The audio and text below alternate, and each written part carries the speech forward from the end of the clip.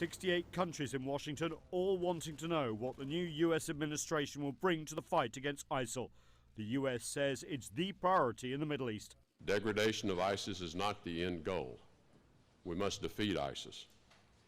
I recognize there are many pressing challenges in the Middle East, but defeating ISIS is the United States' #1 goal. While the US Secretary of State pledged renewed resolve against ISIL, there was no pledge of more US troops or money. In fact, Tillerson asked allies to do and pay more. He also said winning on the battlefield would need to be followed by stabilizing the region and winning the war of ideas. But the battle is ongoing. The fight for the northern Iraqi city of Mosul is in its 5th month. Some Iraqi units have taken heavy casualties. Civilians are dying in large numbers.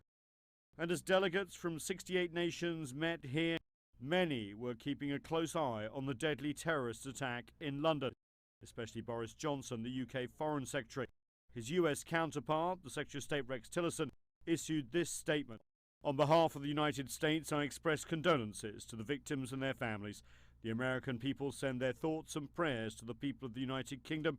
We condemn these horrific acts of violence, and whether they were carried out of troubled individuals or by terrorists, the victims know no difference. But two of the most important nations when it comes to the fight against ISIL weren't here, Russia and Syria. Both nations have recently stepped up attacks against ISIL positions in Syria, and both have pledged that they are willing to do more. But because of domestic allegations against Russia with election tampering and also the Trump administration's refusal to work with Iran on anything, bringing those two countries on board anytime soon looks remote. Nathan King, CGTN at the State Department in Washington.